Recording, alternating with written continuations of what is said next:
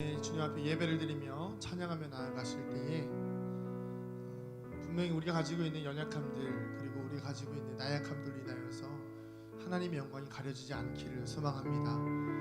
어떤 마음으로 나와 오셨는지는 모르지만 중요한 것은 이 자리에서 예배 받으시기에 합당하신 분은 하나님 한 분이시라는 것입니다. 이 시간 함께 그 주님을 찬양하며 그 주님의 도우심을 구하며 우리 함께 찬양하며 나아가시겠습니다. 우리 연약함을 하시고 찬양합니다. 우리 연약함을 하시고 지칠 때 강한 힘이 되신 하나님 오셔서 상한 마음 위로하소서. 부족한 우리 생각 채워주소서.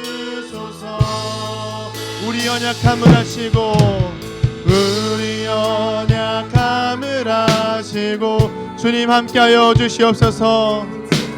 강한 힘이 되신 하나님 오셔서 상한 마음 위로하소서. 부족한 우리 생각 채워주소서. 오셔서 채워주소서.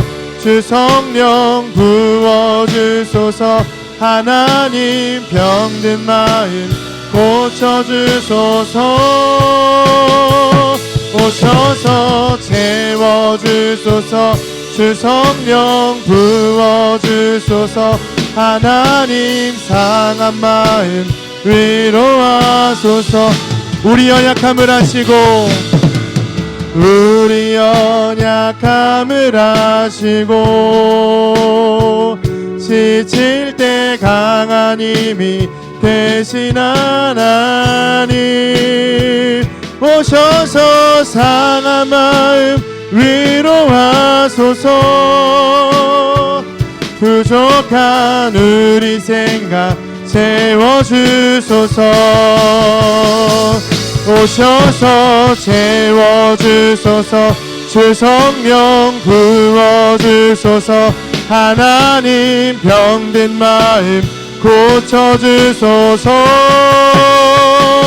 오셔서 채워주소서. 주 성령 부어주소서. 하나님 상한 마음 오셔서 채우소서. 채워주소서. 부어주소서. 병든 마음 고쳐주소서. 오셔서 채워주소서. 주 성령 부어주소서. 하나님 상한 마음 오늘 시간 찬양할 때에 우리의 마음을 모아서 한 번 더 찬양하기 원합니다. 주님, 우리의 연약함을 하시는 주님, 하나님 우리와 이 시간 함께하여 주시어서 우리의 연약함을 주님의 은혜로 채워주시옵소서. 나의 욕심과 나의 의로 채우는 것이 아니라 주님의 영광으로 채워주시고 주님의 사랑으로 채워주시어서 아버지, 우리가 이 시간 예배드리기 합당한 마음으로 우리를 세워주시옵소서. 간절히 소망하는 마음으로 다시 한번 찬양합니다. 우리 연약함을 하시고 우리 연약함을 하시고 지칠 때 강한 힘이 되신 하나님 오셔서 상한 마음 위로하소서. 부족한 우리 생각 채워주소서. 우리 연약함을 하시고 우리 연약함을 하시고 지칠 때 강한 힘이 되신 하나님 오셔서 상한 마음 위로하소서. 주님, 우리를 채워주시옵소서. 우리 생각 채워주소서. 오셔서 채워주소서. 주 성령 부어주소서. 하나님 병든 마음 고쳐주소서. 오셔서 채워주소서. 주 성령 부어주소서. 하나님 상한 마음 위로하소서. 오셔서 채워주소서.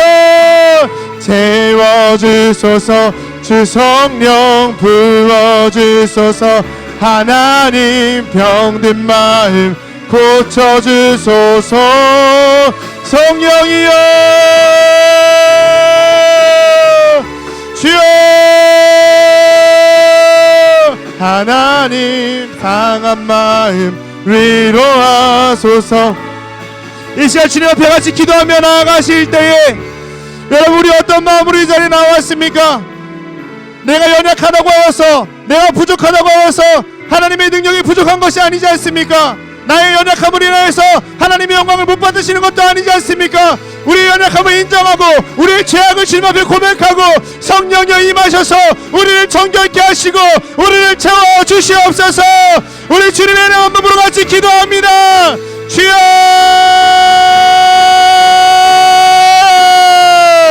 주여. 하나님의 전능하심을, 하나님의 광대하심을, 하나님의 영광을 이 자리 가운데 선포하여 주시사, 하나님 우리가 주의 영광 보게 하여 주시옵소서. 우리가 주의 영광 경험하게 하여 주시옵소서. 우리의 연약함을 아시는 주님, 오늘 하루의 삶 가운데 힘듦을 경험하였습니다. 오늘 하루의 삶 가운데 연약함을 경험하였습니다. 또 쓰러지고 또 넘어지고 또 지쳐서 하나님 좌절하고 절망 가운데 살았다고 한다면, 하나님 이 시간 예배의 자리 가운데에서 주님, 우리를 초대하신 주님, 이 연약함을 아시고 지칠 때 강한 힘을 주시는 주님, 우리의 상한 마음을 위로하시는 주님, 오셔서 채워주시고 오셔서 함께 하시고 성령의 능력 가운데로 오늘이 나아가시는 은혜를 경험케 하여 주시옵소서. 주여, 주여, 주여. 아버지 역사하여 주시고 아버지 함께하여 주시옵소서. 성령 충만하여 하늘의 문을 여시사 우리를 채워주시옵소서.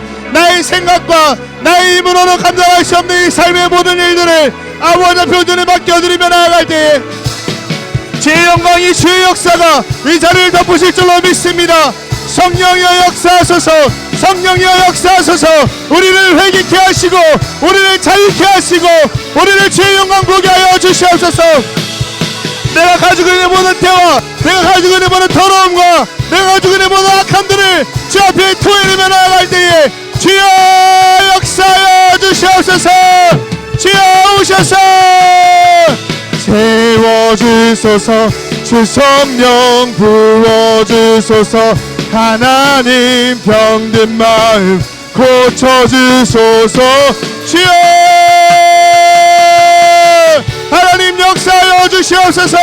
아버지 이 자리 가운데, 이 예배의 자리 가운데 성령의 충만함이, 성령의 광대하심의 능력이 나타남이 우리를 경험케 하여 주시옵소서. 할렐루야, 할렐루야. 주의 영광을 찬양합니다. 주의 성호를 찬양합니다. 주여 역사하소서. 오셔서 채워주소서. 주 성령 부어주소서.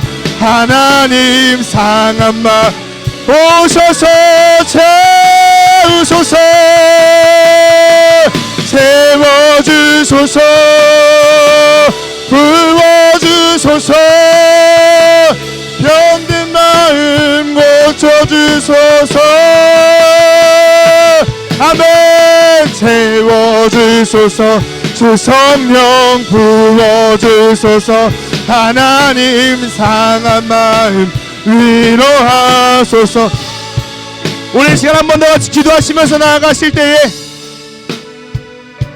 우리의 아픔을, 우리의 마음을 하나님께 토해내기를 소망합니다.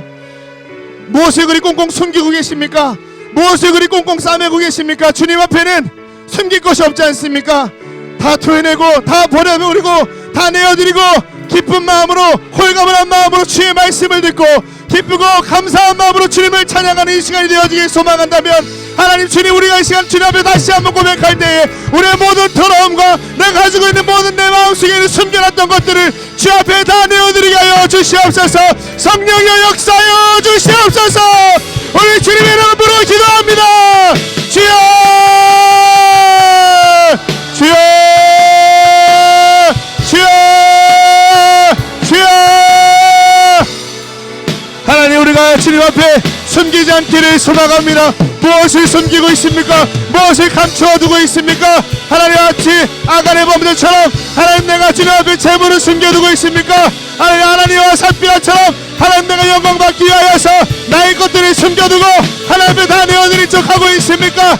하나님은 100%를 원하시고 하나님은 전심을 다해 예배드리시기를 원하는데 하나님, 나는 죄악을 숨겨두고 있고 이것은 죄가 아니라며 이것은 괜찮은 것이라며 내가 남을 미워하는 것은 괜찮은 것이라며 합리화하고 있습니까? 하나님, 우리 안에 있는 모든 악함들을, 모든 연약함들을 주의 영광의 성전 앞에 다 내려놓게 하여 주시고 자복하고 회개하며 주님을 찬양하며 기쁘고 감사한 마음으로 주님께 나아갈 수 있도록 아버지, 우리를 붙들어 주시고 우리 가운데 역사하시고 하나님 함께하여 주시옵소서. 주여, 역사하소서. 오셔서 오셔서 채워주시옵소서. 하나님, 우리 안에 있는 모든 더러움을 몰아내어 주시고 주님의 영광으로 채워주시고 주님의 사랑으로 채워주시고 하나님의 마음으로 우리를 채워주시옵소서. 하나님, 강팍한 나의 마음을, 강팍한 이 심령을 하나님 아버지 주님의 영광으로 아버지 덮어주시옵소서. 오셔서 채워주소서. 주 성령 부어주소서. 하나님, 병든 마음 고쳐주소서.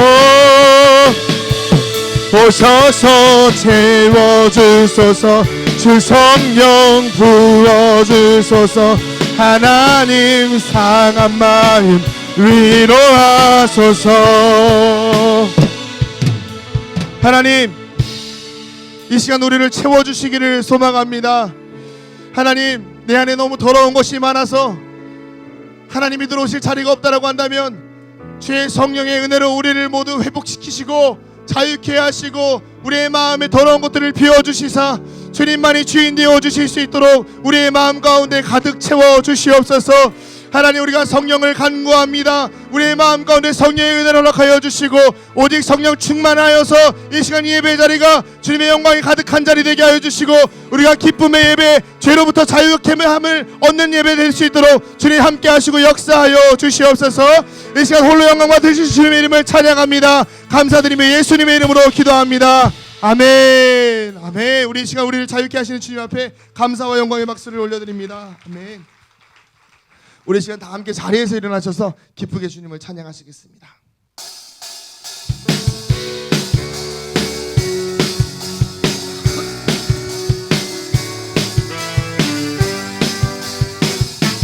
하늘의 해와 달들아, 하늘의 해와 달들아, 소리 높여 찬양하여라. 아멘. 나팔소리 비파와 수금으로 춤추며 찬양. 한 번 더 찬양할까요? 하늘의 해와 달들아. 아멘. 소리 높여 찬양하여라. 아멘. 나팔소리 기타와 수금으로 춤추. 하나님이 기뻐 받으십니다. 세상 모든 사람들아 주를 찬양하라. 살아계신 나의 하나님을. 세상 모든 사람들아 주를 찬양하라. 살아계신 너의 하나님을. 호흡이 있는 자마다 아멘. 여호와를 찬양. 하늘의 해와 달들아, 하늘의 해와 달들아, 우리의 창조의 목적입니다. 찬양하여라. 나팔소리 비파와 수금으로, 비파와 수금으로 춤추며 찬양. 높은 산과 넓은 바다 모두 주를 찬양하여라. 찬양하여라. 호흡이 있는 자마다, 호흡이 있는 자마다 여호와를 찬양하여라. 세상 모든 사람들아, 세상 모든 사람들아, 주를 찬양하라.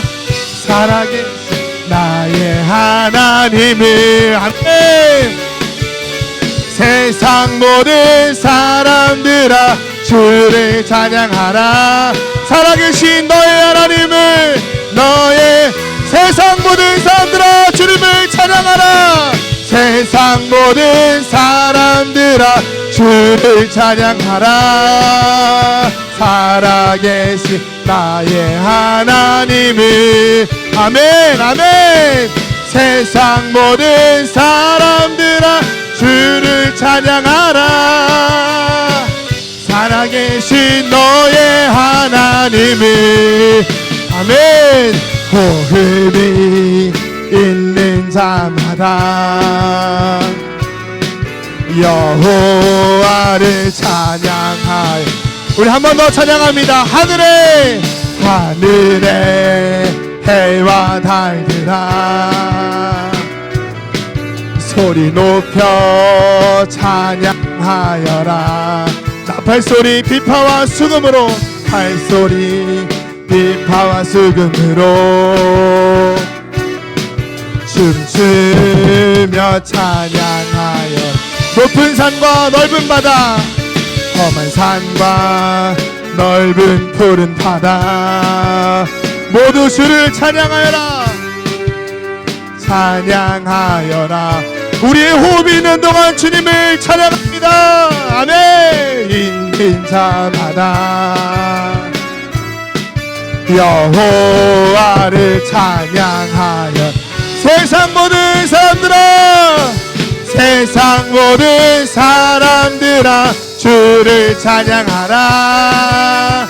살아계신 나의 하나님을. 아멘. 세상 모든 사람들아, 주를 찬양하라. 살아계신 너의 하나님을. 세상 모든 사람들아, 세상 모든 사람들아, 주를 찬양하라. 살아계신 나의 하나님을. 세상 모든 사람들아, 주를 찬양하라. 살아계신 너의 하나님을. 아멘. 호흡이 있는 자마다 여호와. 한 걸음 한 걸음 주님과 함께, 한 걸음 한 걸음 주 예수와 함께, 날마다 날마다 한 걸음 한 걸음 한 걸음 한 걸음 주 예수와 함께, 날마다 날마다 우리 걸어가리. 주와 같이 길 가는 것 즐거운 일 아닌가. 우리 주님 걸어가신 발자취. 어린아이 같은 우리, 어린아이 같은 우리, 미련하고 약하나 주의 손에 이끌리어 생명길. 한 걸음 한 걸음 한 걸음 한 걸음 주 예수와 함께 날마다 날마다 우리 걸어가 꽃이 피는 들판이나 험한 곳 주님과 함께하면 주가 인도하는 대로 주와 같이 한 걸음 한 걸음 한 걸음 주 예수 함께 날마다 날마다 우리 걸어가. 예선지자 에녹같이 우리들도 천국에 들려 올라갈 때까지 주와 같이 한 걸음 한 걸음 한 걸음 주 예수와 함께 날마다 날마다 한 걸음 한 걸음 한 걸음 한 걸음 주 예수와 함께 날마다 날마다 우리 걸어가리. 네. 한 걸음 한 걸음 주 예수와 함께 날마다 날마다 우리 걸어가리.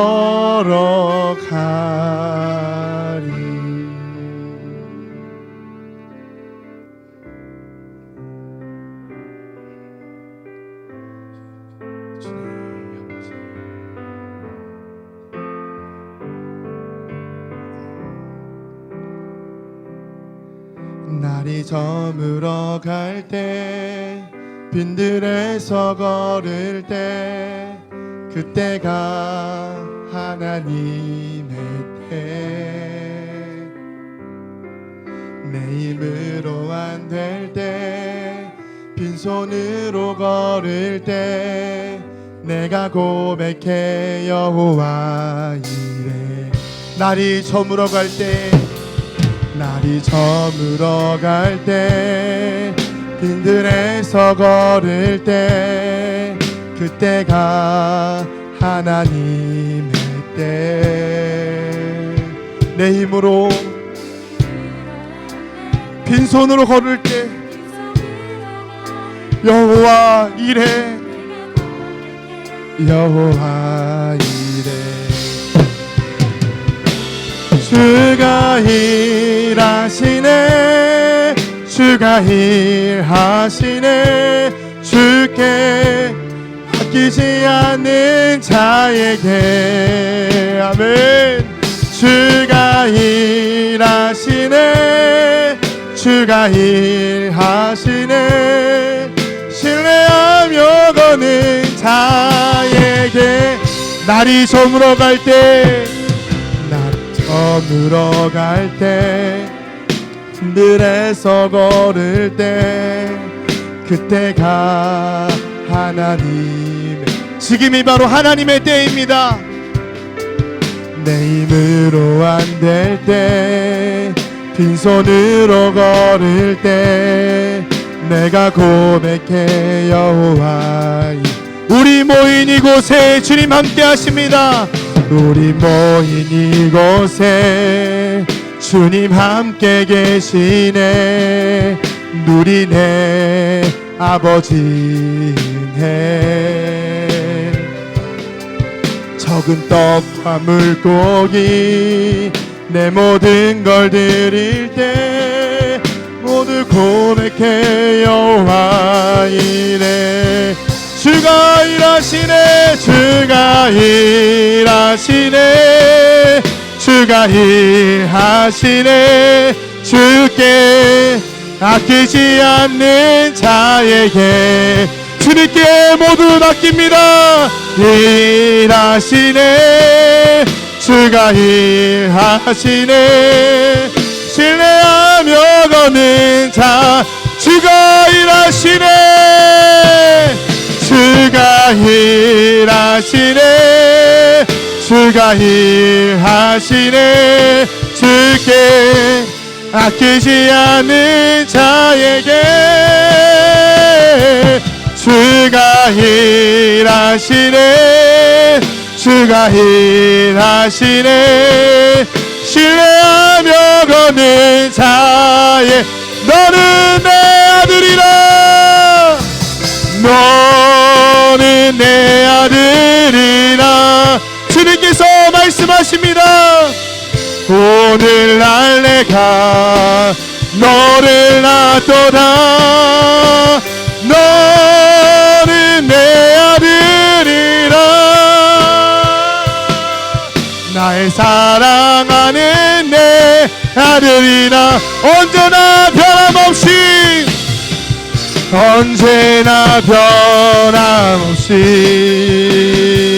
아멘 너는 내 아들이라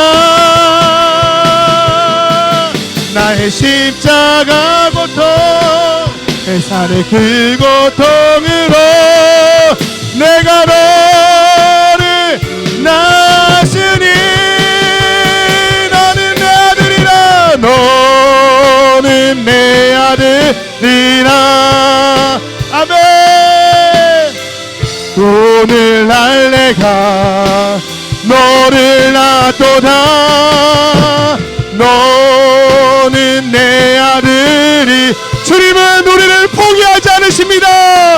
사랑하는 내 아들이라 마지막으로 한번 더 고백합니다. 너는 내 아들이라 오늘날 내가 너를 낳도다 너는 내 아들이라 나의 사랑하는 내 아들이라 아멘. 우리 시간 함께 기도하며 나아가실 때에 지금이 하나님이 일하실 때입니다. 지금이 바로 우리가 빈들에서 걷고 있고 날이 저물어가고 있는 때이고 우리 인생에서 가장 어려운 순간이라고 한다면 바로 지금이 주님이 일하실 때입니다. 주님 이 시간 우리 안에 역사하여 주시어서 주의 일 행하여 주시고 우리를 주님의 자녀 삼아 주시옵소서. 이 시간 말씀 통하여 그 음성 듣게 하여 주시옵소서. 우리 주님의 이름을 부르고 크게 기도합니다. 주여 주여 역사하소서 주여 역사하소서 성령이 함께하소서 아버지 주여 주여 우리가 주님의 자녀인 것을 기억하소서 우리가 주님의 백성인 것을 기억하소서 하나님 주님이 일하실 때입니다. 주님이 일하실 때입니다. 하나님 주님이 일하실 때이오니 아버지 과감없이 역사하시고 우리를 자유케 하시고 우리를 치유케 하시고 위로하시고 살려주시옵소서. 하나님의 마음을 품게 하소서. 하나님의 자녀 삼아주시니 감사와 영광을 드려드립니다. 이 시간 예배 가운데 이 말씀 가운데 그 음성에 순종하게 하여 주시옵소서. 주여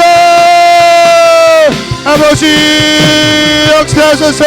주여 주여 주여 주여 오늘도 이곳에 임하여 주옵소서. 성령 하나님의 마음 가운데 역사하소서. 주의 일하심과 주의 나타나심과 주의 역사하심으로 이건 눈으로 발견하는 시간 될 수 있도록 성령 하나님의 역사하시고 함께하여 주옵소서. 아버지 시간의 마음 가운데 성령의 충만함으로 임하여 주시고 우리의 약함 가운데 죄악된 모함 우리의 남아 있는 여전히 나약함들을 주의 영으로 덮어 주옵소서. 이 시간 우리가 주님을 예배할 수 있는 온전한 영적 상태를 허락하여 주시고 하나님 그렇게 우리가 주를 거룩히 예배하며 주를 동서히 예배하며 주를 경전히 나아가 주의 시간 될 수 있도록 성령 하나님 오늘 이 시간 우리 가운데 역사하시고 일하여 주옵소서. 오늘 우리가 성령의 일하심이 필요합니다. 우리를 크게 여기시는 주님의 역사하시고 하는 말씀이 필요하오니 하나님의 그들의 마음 가운데 임하여 주시고 성령 하나님께는 모시고 덮어주시옵소서. 주여 주여 하나님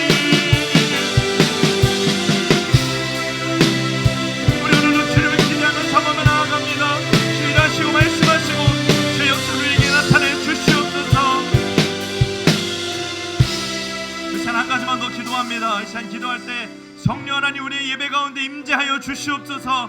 하나님 여전히 나약하고 추악하고 죄악된 우리들의 마음을 주의 거룩한 영으로 덮어주셔서 우리 오늘도 온전히 주님을 예배할 수 있는 거룩한 주의 백성들 되게 하여 달라고 우리 다 같이 성령의 임재를 사모하며 다 같이 주여 한번 더 외치고 기도합니다. 주여!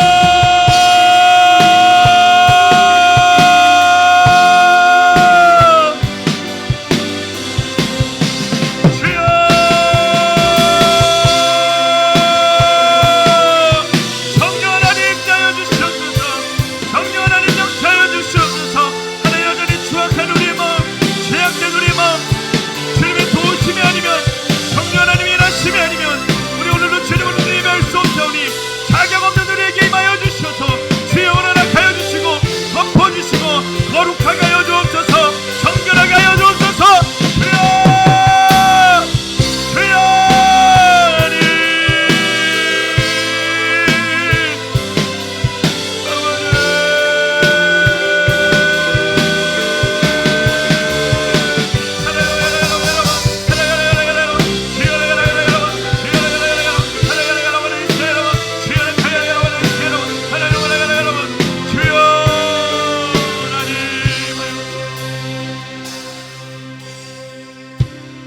하나님 오늘 우리 예배 가운데 임재하여 주시옵소서.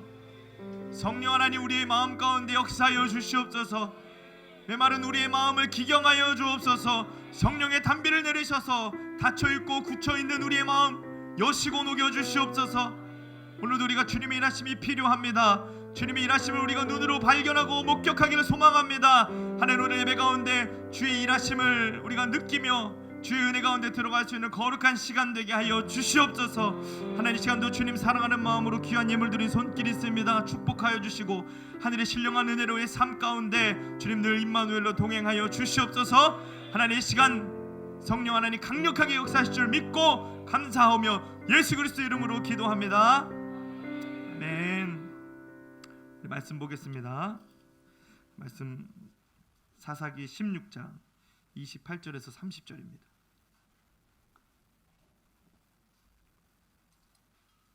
사사기 16장 28절에서 30절입니다. 모니터 조금만 내려주시면 감사하겠습니다.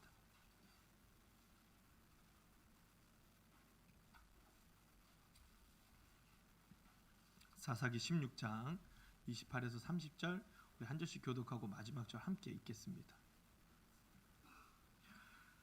삼손이 여호와께 부르짖어 이르되 주 여호와여 구하옵나니 나를 생각하옵소서. 하나님이여 구하옵나니 이번만 나를 강하게 하사 나의 두 눈을 뺀 블레셋 사람에게 원수를 단번에 갚게 하옵소서 하고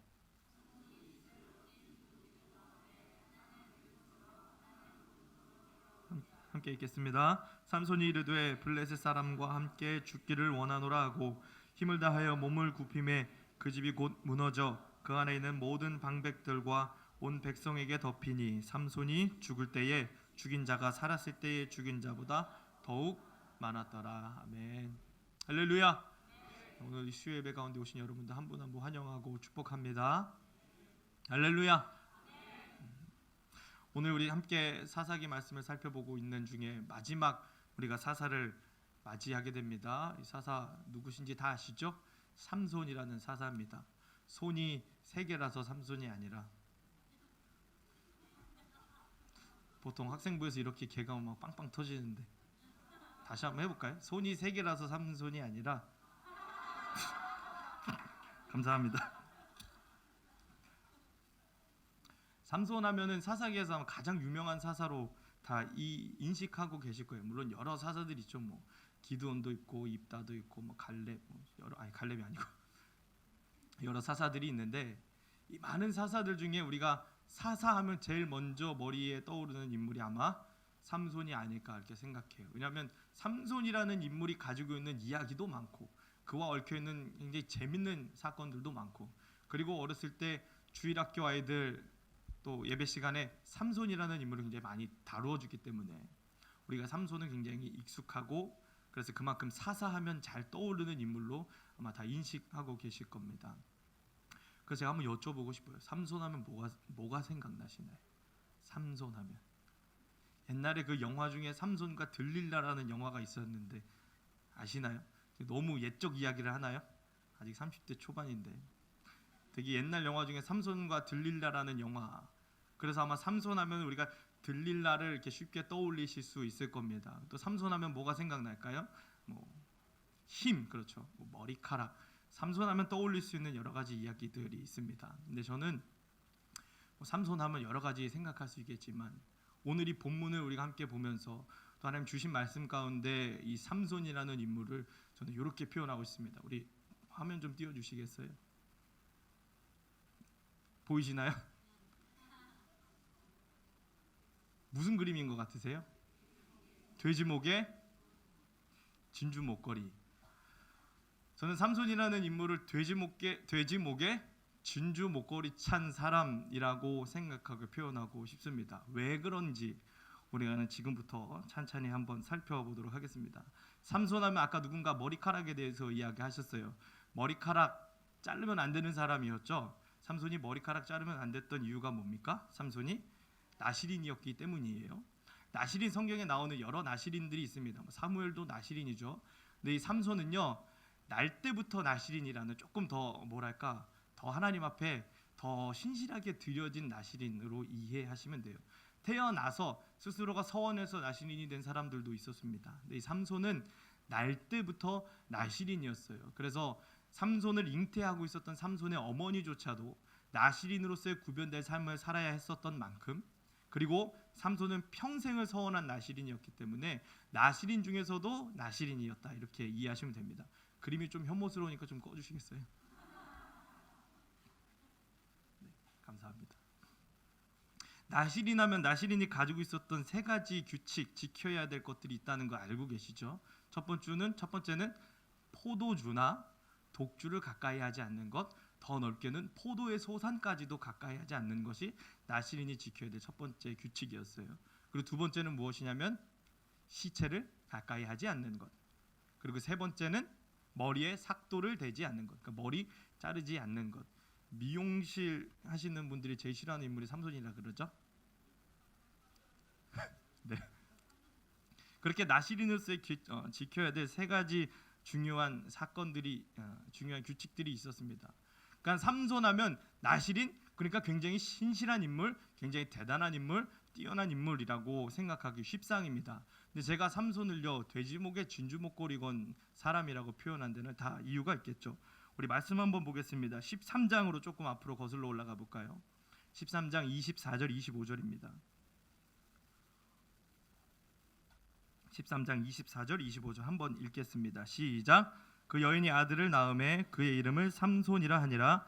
그 아이가 자라매 여호와께서 그에게 복을 주시더니 소라와 에스다올 사이 마하네단에서 여호와의 영이 그를 움직이기 시작하였더라. 아멘.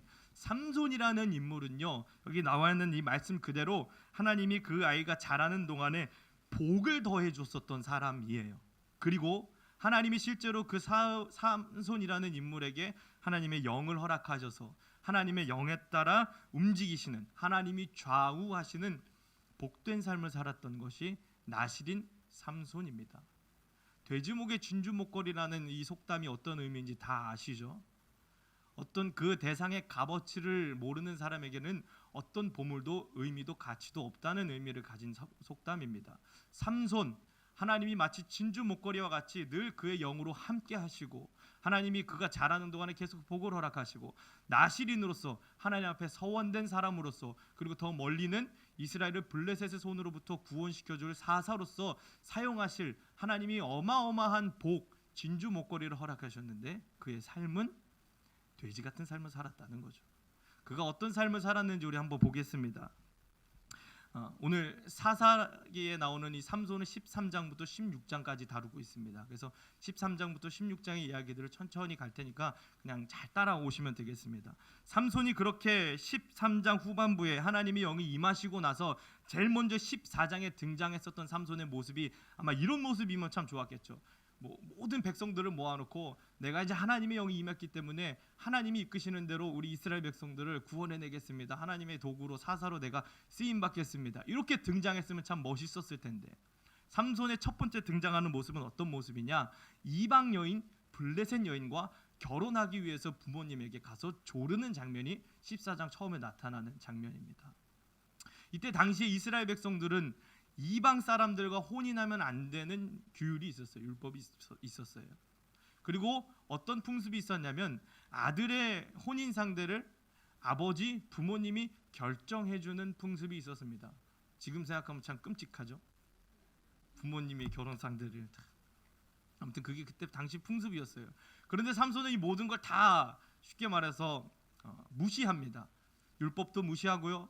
당시 부모님으로부터 내려왔던 또 전통적으로 내려왔던 풍습도 다 무시하고요. 그가 원했던 것은 뭐냐? 저 블레셋 여인, 그 이쁜 여인과 결혼하는 것이 이 삼손의 가장 중요한 일이었어요. 그래서 아버지에게 찾아가서 아버지 저 이방 여인과 결혼하겠습니다라고 이야기를 하죠. 아버지가 잘 달래줍니다. 그건 우리 풍습이 아니다. 그건 하나님이 주신 법에 어긋나는 일이다라고 이야기하면서 내 눈에 흙이 들어가기 전에도 그 결혼은 안 돼. 라고 이야기할 때 삼손은 어떤 일을 했느냐? 아버지의 눈에 흙을 집어 던지는 사람인 거예요. 여기 나와 있는 우리 13절 말씀 보시면 14장 말씀 보시면 2절 후반부에 그를 맞이해서 내 아내가 되게 하소서라고 성경에 굉장히 착하게 얘기한 것 같지만 실제적으로는 아버지 눈에 흙을 집어 던지는 어투와 자세로 이야기한 거예요. 아버지가 뭔데? 저는 바르게만 살아가지고 잘 못하겠네. 뭔데 내 결혼을 방해해? 그럴 거면 호적에서 파지 뭐. 아마 그러지 않았을까 그렇게 생각합니다. 그래서 이 삼손이 이방 여인 저 블레셋 여인과의 결혼을 위하여서 결국에는 집을 나서서 딥나의 포도원을 향해 가고 있습니다. 근데 삼손이요 왜 그 블레셋 여인과 결혼하고 싶어 했을까요? 그것이 율법을 어기는 것임에도 불구하고 그것이 풍습을 거스르는 일이었음에도 불구하고 그가 꿋꿋이 이방 여인과의 결혼을 고집했던 이유는 아주 간단합니다. 3절 후반부를 볼까요? 3절 후반부를 보시면 이렇게 이야기합니다. 3절 후반부를 보시면요. 내가 그 여자를 좋아하오니 나를 위하여 데려오소서. 이유는 간단하죠. 그냥 좋아서예요. 그냥 좋아서. 담임 목사님께서 평소에 설교 시간에 말씀하실 때 그런 얘기를 많이 하셔요. 사사기에 대해서 말씀하시면서 자기 소견에 오른 대로 살았던 시대라고 말씀 많이 하셨죠. 이게 그거예요. 내 소견에 좋은 거예요. 내가 보기에 그게 이쁜 겁니다. 그럼 그것이 하나님의 법에 어긋나든 어긋나지 않든 그것이 우리 전통을 깨는 일이든 아니든 부모님 가슴을 후벼 파고 눈에 흙 뿌리는 일이든 말든 그냥 내가 좋으면 그거를 해야 되는 삶인 거예요. 그러니까 그에게 하나님이 어떤 복을 주셨던 그것이 돼지목의 진주 목걸이밖에 될 수 없었던 거예요. 우리 삶은 어떻습니까? 우리는 때로 우리가 살아가야 할 여러 가지 선택의 순간 가운데 하나님이 원하시는 삶을 선택할 것인가 아니면 내가 좋은 대로 내가 원하는 대로 내 소견에 오른 대로 선택할 것인가. 우리도 이런 수많은 선택의 갈림길에 서지 않습니까? 그럴 때 무엇을 선택하십니까? 하나님이 원하시는 삶을 선택하나요? 아니면 내가 좋은 것 그냥 그거 쫓아가나요? 저는 개인적으로 굉장히 좋아하는 게 하나 있습니다. 뭐냐면 잠자는 거예요. 왜 미남은 잠이 많다는 얘기가 없는지 모르겠어요. 지금은 괜찮은데 제가 신학생 시절에 집이 교회랑 굉장히 멀었어요. 버스 타고 1시간 정도 가야 되는 교회였어요. 그러니까 신학생 시절에 집 근처 교회로 혹은 제가 서울신대 밑에 살았는데 서울신학대학교로 새벽 예배를 가곤 했습니다. 새벽 예배 시간에 눈을 떠요. 저는 제 인생의 가장 어려운 선택의 순간이 바로 그때입니다. 내가 더 잘 건가? 가서 기도할 것인가? 내 속에는 오른 대로 했으면 그냥 잤겠죠. 그러나 하나님이 원하시는 선택을 하기 위해서라면 눈 비비고 일어나야 했겠죠.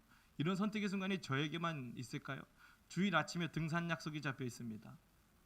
등산이 좋아요. 난 산을 사랑해요.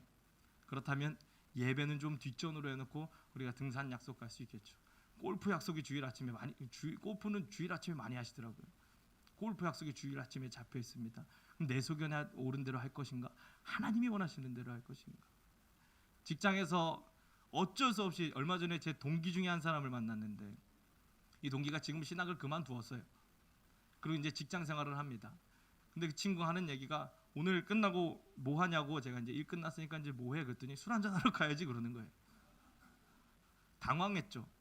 하는 얘기가 내가 비록 신학생이었지만 사회생활 하려면 이거 어쩔 수 없다 이렇게 얘기하는데 죄송합니다. 진짜 어쩔 수 없었을까요? 그 선택의 순간에 난 무엇을 선택할 것인가, 이것이 우리에게 주어지는 한 가지 화두 아니겠습니까? 첫 번째 사진 좀 보여주시겠어요? 그래서 이렇게 삼손이 하나님 앞에 하나님이 주신 그 모든 복과 하나님의 영을 다 걷어차고 그가 첫 번째 하나님 앞에 보여드렸던 행동은 바로 이겁니다. 하나님의 인도함을 상실한 거예요. 하나님의 소견에 하나님이 보시기에 옳은 대로, 하나님이 원하시는 대로, 하나님이 이끄시는 대로, 우리가 아까 읽었던 말씀처럼 여호와 양이 인도하시는 대로 살아갔다면 그는 하나님의 인도함 받는 사사가 되었겠죠. 하나님의 인도함 받는 인물이 되었을 겁니다. 그런데 그걸 거부한 거예요. 내 소견대로 한 거예요. 내가 원하는 대로 내 생각과 내 계산, 내 방법대로 살아간 거예요. 그러다 보니까 하나님의 인도함을 상실하게 됩니다. 결국에 이 삼손이 그 모든 자기 소견에 옳은 대로 결정을 내린 후에 결국에는 그 이방 여인을 만나기 위해서 어딜 가느냐? 딥나의 포도원으로 갑니다. 딥나의 포도원. 우리가 딥나의 포도원 하면 딱 불현듯이 머릿속으로 스치는 한 가지가 있어야 됩니다. 그것은 무엇이냐? 나시리는 포도주나 독주나 포도의 소산과 가까이에서는 안 된다는 거예요. 근데 지금 이 삼손은 어떻습니까? 내가 좋아하는 저 이방 여인을 만나기 위해서 나시린으로서 가지고 있어야 할 그 정체성은 중요한 게 아니에요. 포도주와 가까이 하면 안 되는 인물임에도 불구하고 포도원으로 갑니다. 그런데 웃긴 건요, 이유는 모르겠어요. 그렇게 딥나의 포도원으로 가는 와중에 갑자기 사자가 등장합니다. 뜬금없죠. 사자가 등장해요. 우리 같으면 어떻게 하겠습니까? 사자가 등장할 일도 없겠지만 사자가 등장하면 보통 어떻게 하는 게 정상이냐면 숨거나 피하거나, 이게 정상입니다. 강아지 무서워하시는 분들 지나가다 강아지만 봐도 이렇게 도망가시지 않아요? 삼손은 저 마주오는 사자를 향해서 자신감 있게 뚜벅뚜벅 걸어가서는 그 사자를 염소 새끼 찢듯이 찢었다고 성경에서 이야기하고 있어요. 그때 당시에, 요즘은요 남자들의 스펙 뭡니까? 뭐 곱상한 외모, 뭐 뛰어난 학벌, 아니면 뭐 재력, 이게 뭐 스펙일 수 있겠지만 지금 저 딥나를 향해, 저 블레셋 이방 여인을 향해 가는 이 삼손이 그때 당시에 어필할 수 있는 가장 큰 스펙은 뭐냐? 힘이에요, 힘. 저는 이 본문을 보면서 약간 그 옛날 배우 중에 이대근 씨 아시죠? 뭐니? 아마 저 사자를 보면서 오, 사자! 그래서 저 블레셋 여인에게 내가 이만큼 힘이 세다고, 나 이만큼 남자라고 그걸 보여주기 위해서 사자를, 죄 없는 사자를 염소 찢듯이 찢은 거예요. 이 순간 또 우리 머릿속에 스치는 한 가지가 있어야 됩니다. 시체를 가까이 해서는 안 되는데 자기 스스로 시체를 가까이 한 정체성을 완전히 상실한 모습을 우리가 발견하게 되죠. 그 더 웃긴 건 뭐냐면, 그렇게 그 사자를 찢은 후에 다시 그 사자 시체를 와서 지나가다 봤더니 거기에 벌집이 만들어져 있고 그 벌집에서 꿀이 나 있는 겁니다. 시체를 가까이 해서는 안 되는 사람임에도 불구하고 시체를 가까이 한 것뿐만 아니라 거기서 나는 꿀까지 집어먹고, 더 심각한 건 그 꿀을 가져다 부모님을 갖다 드린 거예요. 나시린의 부모님으로서 나름대로 엄격하게 구별된 삶을 살려고 노력했던 그 부모님의 서원까지 깨버리는 거죠. 그 꿀을 갖다 바칩니다. 저는 오늘 이 본문 속에 보면서 이런 생각이 들어요. 그가 하나님의 인도함을 상실해서 자기의 소견에 옳은 대로 살아가자. 두 번째 무엇을 상실하게 되느냐? 자기가 가지고 있는 정체성을 상실하게 되는 거예요. 정체성. 이번 학생부 수련의 주제가 뭐냐면요, 홍보하는 건 아닙니다만 그리스도 인싸예요. 인싸가 뭔지 아시죠? 영향력 있는 인물들을 얘기하는 건데, 그리스도인이라면 그리스도인으로서의 영향력을 끼치면서 살아가자는 의미로 그리스도 인싸라는 수련의 주제를 정했어요. 우리가 살아가면서 이 여기 함께 예배드리시는 분들 다 그리스도인이라고 스스로를 자부하는 분들이시지 않습니까? 근데 우리가 살아가다 보면 내가 그리스도인으로서 가지고 있어야 할 정체성을 때로 너무 잃어버릴 때가 있다는 것 아니겠습니까? 어떨 때 우리가 그리스도인으로서의 정체성을 잃어버리십니까? 우리 학생들은 뭐 그런 일들이 거의 없어야겠지만, 아까도 말씀드렸던 것처럼 그 음주 혹은 뭐 흡연,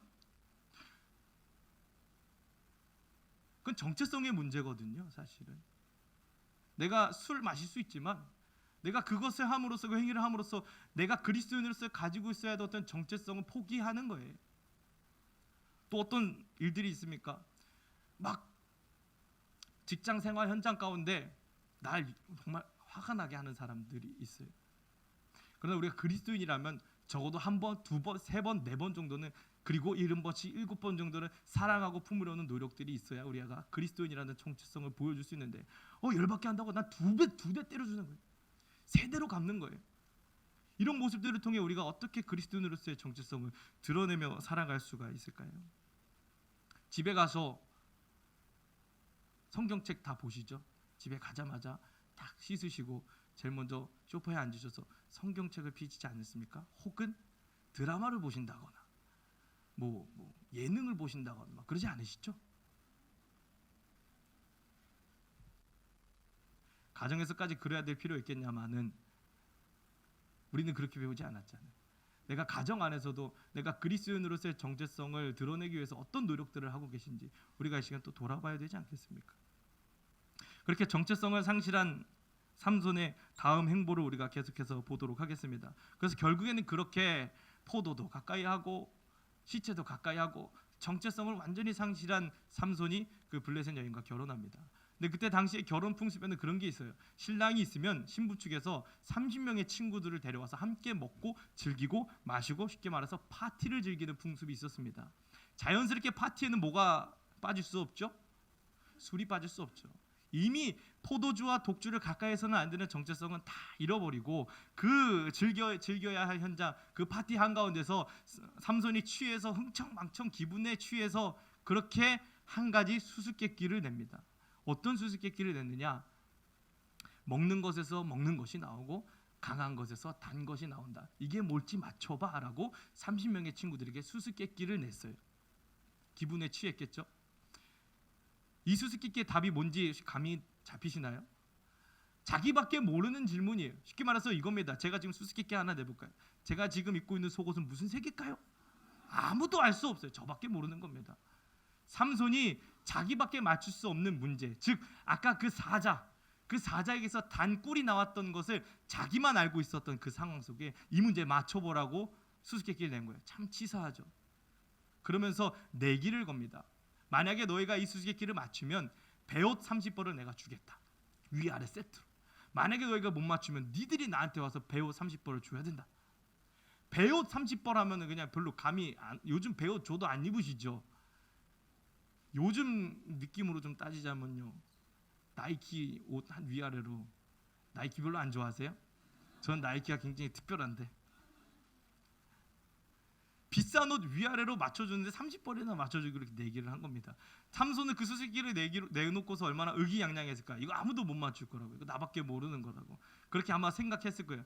한편 블레셋 사람들은 그 수수께끼를 받아들여 놓고서 도대체 일주일의 결혼 기간 동안 이게 무슨 문제인지, 이게 정답이 뭔지 도대체 알 방법이 없는 거예요. 그래서 이 배우 30벌 맞춰줘야 되는 이런 난처한 상황에 놓인 겁니다. 그러니까 어떻게 합니까? 그 삼손의 아내 그 블레셋 여인을 살짝 불러놓고 협박을 하는 겁니다. 다 정답 알아와라. 만약에 이거 정답 못 알아오면 내가 너희 부모님부터 너희 집을 그냥 다 죽여버릴 거라고 협박을 하는 거예요. 블레셋 여인이 그 협박에 못 이겨서 삼손에 가서 꼬시는 겁니다. 오 삼손 하면서 꼬셨겠죠. 도대체 정답이 뭔지 나한테만 알려주세요. 삼손이 몇 차례 거부하다가 마지막에 내 사랑하는 여인이 그렇게 애걸복걸하니까 정답을 알려준 거예요. 그때 있었던 그 일을 얘기해주면서 내가 사자를 잡았는데 하면서 뭐 이런 얘기를 했겠죠. 그 정답을 안 블레셋 여인이 불이 나게 블레셋 사람들 30명의 친구들에게 달려와서 정답을 알려줬고, 결국에 마지막 날 7번째 날에 수수께끼의 정답을 맞춰야 되는 순간에 이 친구들이 정답을 맞춰버린 거예요. 삼손의 입장에서는 굉장히 당혹스럽습니다. 이 정답을 아는 건 나랑 우리 부모님도 몰라요. 내 아내밖에 없어요. 그러니까 삼손이 쉽게 말해서 눈이 돌아갑니다. 그러면서 하는 얘기가 뭐냐면, 너희들이 내 아내와 암소와 밭을 갈지 않았다면 이 정답을 알 수 없다. 이 말은 어떤 성적인 얘기가 포함되어 있는 거예요. 즉 쉽게 말해서 이 블레셋의 사람들이 내 아내를 강간하고 겁탈해서 정답을 알아냈을 거라고 추측한 겁니다. 그래서 눈이 돌아가서 배우 30벌은 해줘야 되니까 다른 지방의 30명의 남자를 잡아서 죽인 거예요. 그리고 그 배우 30벌을 뺏어서 그 친구들에게 주고 화가 난 채로 돌아갑니다. 그리고 나서 삼손은 그 떠나간 여인, 그 사랑하는 여인, 비록 날 배신했지만 그 여인에 대한 마음을 잊지 못하고 다시 이 블레셋 딥나 여인에게 찾아옵니다. 근데 아이코, 이 장인어른이 이 결혼은 끝났다고 생각했는지 그 딸을 다른 남자에게 아내로 줘버린 거예요. 그야말로 사랑에 눈먼 바보인 삼손 입장에서는 이건 굉장히 슬프고 화가 나는 일이죠. 그래서 죄 없는, 그 분노를 이기지 못하고 죄 없는 여우 300마리를 잡습니다. 여우 300마리를 잡아서요, 그 300마리 여우 꼬리를 다 묶어줍니다. 섬세하게 다 묶었겠죠. 그리고서는 그 여우 300마리의 꼬리에 불을 붙입니다. 근데 그때가 언제냐면 이 블레셋의 밀을 수확해야 될 시기였던 거예요. 쉽게 말해서 우리식으로 따지자면 추수할 때가 다 된 거죠. 그 벼가 다 익어서 고개를 숙이고 있는 그 황금밭에 불타는 여우 300마리가 돌아다니고 있었던 거예요. 그 일을 통해서 블레셋에 있는 사람들, 먹어야 될 식량들, 그리고 한 겨울을 나야 될 그 모든 식량들이 다 불에 타고 없어진 거예요. 블레셋의 입장에서 굉장히 난처한 일이 벌어진 겁니다. 여기까지 우리가 살펴봤을 때 삼손에게서 과연 사사다운 모습, 하나님의 사람다운 모습, 하나님을 전적으로 신뢰하고 의지하는 자의 모습을 찾아볼 수 있었나요? 그런 모습은 전혀 찾아볼 수가 없었습니다.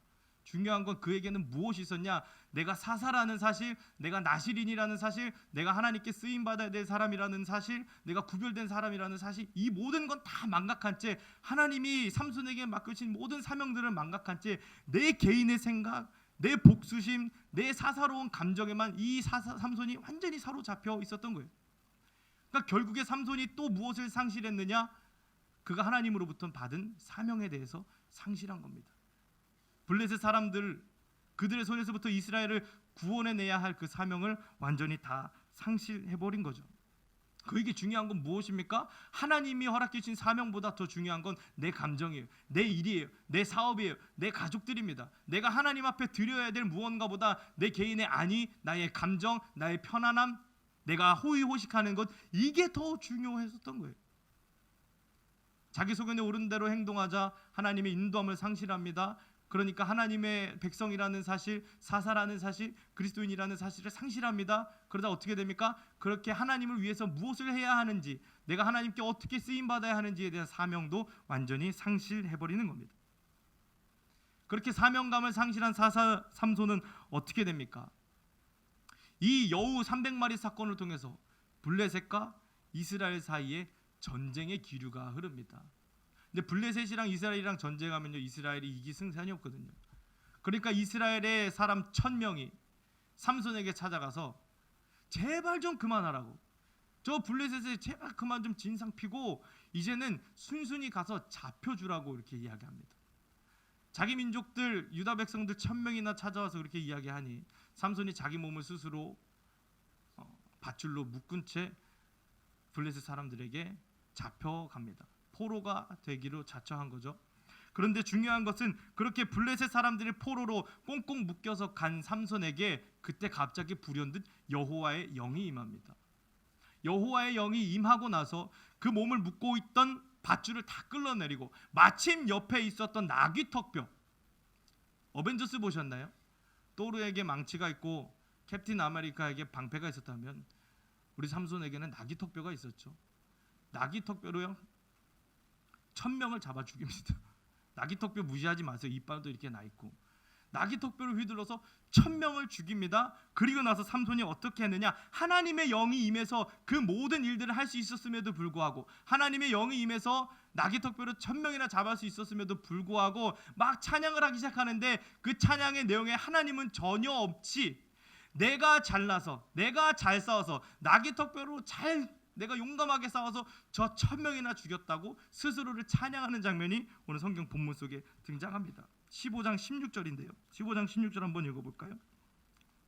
16절입니다. 시작. 이르되 나귀의 턱뼈로 한 더미 두 더미를 쌓았으며 하나님께서 내게 임하셔서 나귀턱뼈로 1000명이나 죽일 수 있게 되었습니다 하면서 하나님을 찬양한 것이 아니라 내가 나귀턱뼈로 1000명이나 잡을 만큼 나는 힘이 센 사람이다, 나는 대단한 사람이다, 자기 스스로를 찬양하기 시작합니다.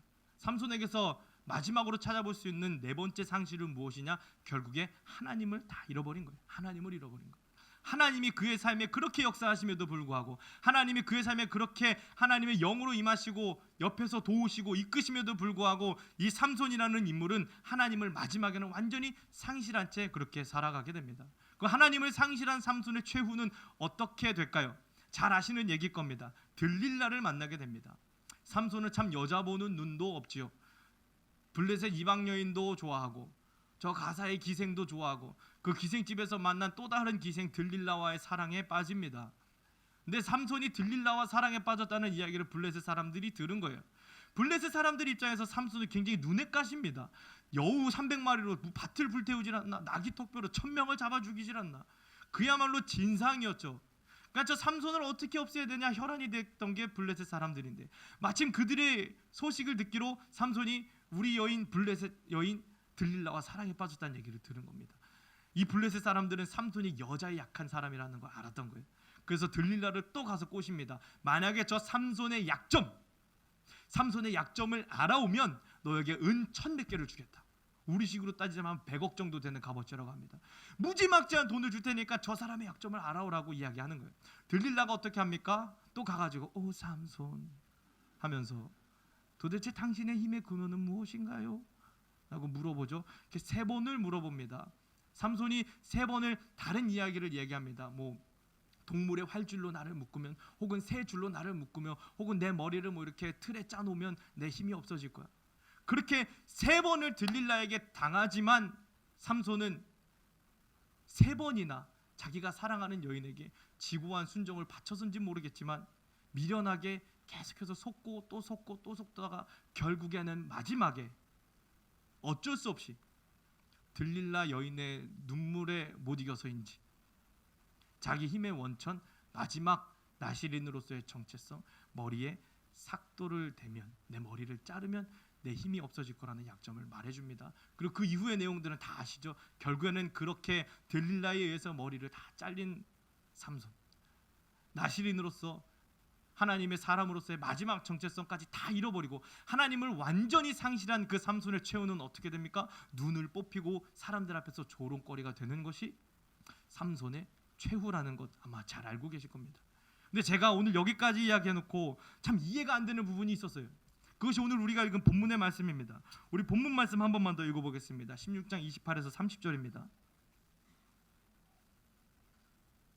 16장 28에서 30절 함께 읽겠습니다. 시작. 삼손이 여호와께 부르짖어 이르되 주 여호와여 구하옵나니 나를 생각하옵소서. 하나님이여 구하옵나니 이번만 나를 강하게 하사 나의 두 눈을 뺀 블레셋 사람에게 원수를 단번에 갚게 하옵소서 하고, 삼손이 집을 버틴 두 기둥 가운데 하나는 왼손으로 하나는 오른손으로 껴 의지하고, 삼손이 이르되 블레셋 사람과 함께 죽기를 원하노라 하고 힘을 다하여 몸을 굽히매 그 집이 곧 무너져 그 안에 있는 모든 방백들과 온 백성에게 덮이니 삼손이 죽을 때에 죽인 자가 살았을 때에 죽인 자보다 더욱 많았더라. 저는 이 부분이 이해가 안 되는 거예요. 삼손 어떤 인물입니까? 아까 말씀드렸던 그 4가지 상실, 하나님의 인도함도 거부하고 하나님의 사사로서 나시린으로서의 정체성도 거부하고 하나님이 주신 사명, 하나님이 주신 어떤 이야기들의 하나님의 말씀에 대한 모든 순종도 거부하고, 그리고 하나님 그 자체까지 완전히 잃어버리고 상실하고 하나님을 거부한 그 삼손을 통해 하나님이 여기 일하셨다는 거예요. 성경 보면 참 이 삼손에게서 아이러니한 표현들이 등장하는데 3번이 등장합니다. 사사기 14장 6절, 19절, 15장 14절을 보면 하나님의 영이 삼손에게 임해요. 삼손은 어떤 인물입니까? 하나님 앞에 사사로서의 사사다움이 하나도 없는 인물이에요. 정체성은 완전히 잃어버린 인물입니다. 하나님 앞에선 그야말로 형편없는 자녀예요. 그런데도 그에게 계속해서 하나님의 영이 3번이나 임해요. 그리고 마지막에 궁극적으로 그 삼손을 통해 블레셋에 삼손이 이전보다 더 죽인 사람보다 더 많은 숫자가 거기서 죽임을 당하고 다곤 신전이 무너지는 역사가 일어나는 거예요. 저는 이게 이해가 안 됐습니다. 삼손은 그럴 사람이 아니에요. 오늘 말씀의 제목 뭐였죠? 돼지목의 진주 목걸이. 삼손은요 하나님이 주신 그 능력, 그 어마어마한 힘, 파워, 하나님의 영, 이걸 감당할 만한 사람이 아니었던 거예요. 그야말로 하나님이 주신 능력이라는 진주먹거리를 찬 형편없는 돼지 같은 삶을 살았던 것이 삼손입니다. 그런데 하나님은 그 삼손을 통해 계속해서 일하시는 거예요. 나귀 턱뼈로 1000명이 죽게 하십니다. 블레셋 사람 1000명이 죽은 거예요. 블레셋의 겨울을 나야 할 식량이 완전히 고갈된 겁니다. 이 삼손을 통해서 블레셋의 다곤 신전이 완전히 무너지고 그 안에 수많은 제사장들과 이 블레셋 사람들이 다 죽은 거예요. 하나님이 일하신 겁니다. 이해가 되십니까?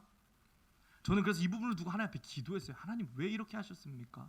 여기에 담긴 하나님의 의도는 무엇입니까? 하나님의 의도가 있으셨겠죠. 당시 이스라엘 백성들은요, 이런 상황입니다. 제가 말씀드렸던 것처럼 사사기에는 패턴이 있어요. 이스라엘 백성들이 하나님 목전에 악을 행합니다. 그래서 하나님이 이방 백성들에게 이스라엘 백성들을 붙이셔요. 지금 마찬가지죠. 블레셋 사람들의 손에 이스라엘이 넘어간 거예요.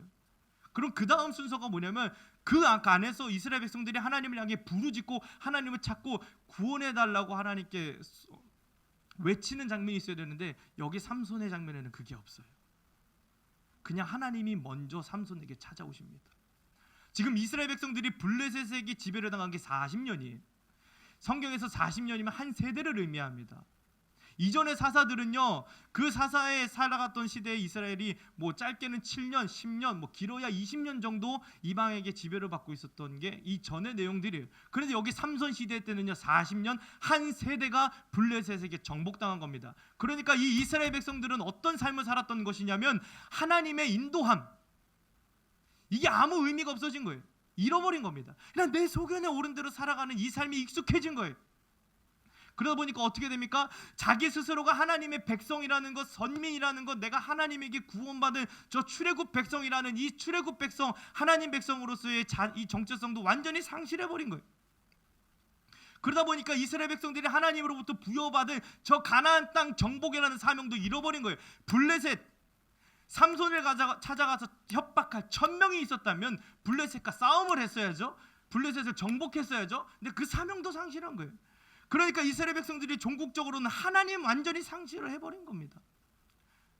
성경에 보면 호세아라는 선지자가 있죠. 그가 음탕한 여인과 결혼해서 그의 삶을 통틀어서 그의 삶으로 하나님의 마음을 보여주던 이 호세아와 같은 역할을 아마 삼손에게 기대하신 것은 아닐까, 그런 생각을 한 겁니다. 삼손도 똑같았죠. 하나님의 인도함을 상실했어요. 하나님의 백성이라는 정체성도 상실했어요. 하나님이 부여한 사사로서의 사명도 상실했어요. 결국에 하나님에 대한 인식조차 다 상실해버린 이 삼손을 통해 하나님께서 이스라엘 백성들에게 뭔가를 촉구하고 뭔가를 이야기하고 싶으셨던 게 아닐까라는 생각을 한 겁니다. 그렇다면 하나님께서 이스라엘 백성에게만 그런 이야기를 하길 원하실까요? 오늘 여기 앉아있는 우리들에게도 동일한 이야기를 하고 싶으신 것은 아닐까요? 저는 목사입니다. 저는 교육자예요. 그런데 때로 저도 하나님의 인도함을 상실할 때가 있어요. 하나님의 정체성, 하나님의 백성, 목회자라는 정체성을 상실할 때도 있어요. 그러다 보니까 목회자로 주신 하나님의 사명도 상실할 때가 있어요. 그리고 심할 때는 내가 하나님의 임재, 하나님의 인도하심, 하나님을 완전히 인식하지 못하면서 살아갔었던 이 어둠의 순간들도 저에게 분명히 있어요. 그랬던 저의 모습을 생각해 보니까 하나님이 제게 이런 메시지를 주시는 거예요. 제가 그렇게 하나님의 인도함도 정체성도 사명도 하나님의 그 존재 자체도 완전히 망각하고 살아있었던 그 순간에도 하나님은 저를 통해서 계속 일하고 계셨다는 거예요. 하나님은 저를 통해서 계속해서 무언가 일하시고 이루시고 제게 능력을 부어주셨던 일들이 계속해서 떠오르는 거예요. 그러다 보니까 한 가지 아쉬움이 뭐냐면 제가 돼지였던 거예요. 하나님이 저에게 어마어마한 여러 가지 능력들과 축복과 은혜를 허락해 주셨음에도 불구하고 이 가치를 모른 채 그냥 그렇게 허랑방탕하게 삶을 살았던 내 스스로를 발견하게 되는 거예요. 이스라엘 백성도 그거를 발견하길 원하셨겠죠. 그리고 여기 함께 예배하는 우리들에게도 그것을 발견하길 원하시겠죠. 하나님이 우리에게 주신 능력이 무엇입니까? 삼손에게 힘을 주셨다면 하나님이 오늘 우리에게 똑같은 힘을 주셨을까요? 아니요. 하나님이 오늘 우리에게 주신 능력은 무엇입니까? 십자가의 능력입니다. 할렐루야. 하나님이 우리를 십자가로 통해서 구원하시고 이 교회의 성도 되게 하시고 그리스도의 몸 되게 하시고 십자가를 지고 살아가야 할 하나님의 예수 그리스도의 제자, 하나님의 백성으로서의 삶을 살아갈 수 있는 능력을 오늘 우리에게 부여해 주신 거예요. 그리고 우리가 그 능력을, 그 가치를 내 삶에 누리면서 살아가고 계십니까? 아니면 돼지목에 진주 목걸이, 돼지목에 십자가 목걸이로 그 가치를 잊어버리면서 살아가고 계십니까? 오늘 이 시간들을 통하여서, 오늘 이 말씀들을 통하여서 이 내용들을 우리가 다시 상기하고 다시 스스로를, 나의 자아를, 나의 현상을 인식할 수 있기를 소망합니다. 어떻게 해야겠습니까? 예수님께서 하나님께서 우리에게 주신 그 십자가의 능력, 그 구원의 은혜, 그 어마어마한 복을 우리가 온전히 받아서 누리기 원한다면 어떤 삶을 살아야겠습니까? 이 네 가지를 상실하지 않는 거예요. 하나님의 인도함을 상실하지 않는 겁니다. 내 소견대로 하는 것이 아니라 내 삶에서 계속해서 역사하시고 그 일하시는 그 주님의 인도함, 그 주님이 원하시는 삶을 선택하는 거예요. 내가 하나님의 백성이라는 것, 내가 예수 그리스도의 십자가로 말미암아 구원받은 구원 백성이라는 것, 내가 그리스도인세라는 이 정체성을 잃어버리지 않고 날마다 살아가는 거예요. 내 직장에서, 내 가정에서 내가 살아가고 있는 모든 사람들, 내가 만나는 모든 관계 속에서 이 정체성을 잃어버리지 않고 살아가는 거예요. 내게 주신 하나님의 사명들을 이걸 잃지 않는 겁니다. 교회에서 하나님께 맡겨주신 사명 있지 않습니까? 또 가정에서, 직장에서 내가 살아가고 있는 수많은 삶의 터전과 환경, 그 자리 안에서 하나님이 내게 주신 사명들, 이것이 명확하게 있지 않습니까? 이걸 상실하지 않는 거예요. 그것이 전도라면 전도하시는 거고, 그것이 찬양하는 것이라면 찬양하시는 거고, 그것이 무엇이 됐든 간에 이 사명을 상실하지 않는 거예요. 그리고 가장 중요한 것, 이 하나님, 내 삶에 그래도 꿋꿋이 일하시는 이 하나님의 일하심, 나를 구원하신 예수님의 십자가의 살아 나를 인도하시는 그 하나님의 선한 인도하심과 신실하심, 이 하나님에 대한 인식을 우리가 상실하지 않는다면 우리는 돼지목의 진주 목걸이가 아니라 하나님의 백성, 하나님의 아들, 예수 그리스도의 제자로서 그 주님에게 우리에게 허락하여 주신 그 참된 복, 지금도 나와 함께 일하시는 그 하나님의 일하심의 참된 가치를 깨닫는 삶을 살아갈 수 있게 되는 것입니다. 오늘 우리에게 주신 이 십자가, 구원의 복, 이 은혜들, 이것을 돼지목의 진주 목걸이로 만들어 버리시겠습니까? 아니면 그 가치를 인식하고 그 나의 삶에 함께 일하시는 그 하나님의 일하심에 내가 동참하고 동역하고 그 가치를 폭넓게 내 삶에서 누리시기를 소망하시겠습니까? 처음으로 돌아가 볼까요? 선택은 여러분의 몫입니다. 내 소견에 옳은 대로 선택하실 것인지, 아니면 오늘 주신 말씀 따라 하나님의 인도함 받아 이 네 가지 상실을 상실하지 않고 내 삶에 누리면서 살아가실지, 오늘 찬양하고 기도하심으로 선택하고 결단하시는 여러분 되기를 소망합니다. 기도하겠습니다. 하나님, 우리 삶에 일하시는 하나님의 일하심, 그 가치를 떨어뜨리고 잃어버리고 살아가는 돼지 같은 연약한 우리들의 삶을 이 시간 회개합니다. 하나님, 내가 상실한 것들을 이 시간 다시 주님 앞에 회복하기로 결단합니다. 하나님의 인도하심을 회복하기로, 하나님의 백성이라는 정체성을 회복하기로, 주께서 내게 주신 사명, 그리고 나와 언제나 함께 일하시는 하나님을 인식하는 삶을 살기로 이 시간 결단하오니 우리들의 삶 가운데 새 힘과 용기와 성령의 충만함을 허락하여 주시옵소서. 감사하며 예수 그리스도 이름으로 기도합니다. 함께 찬양하겠습니다.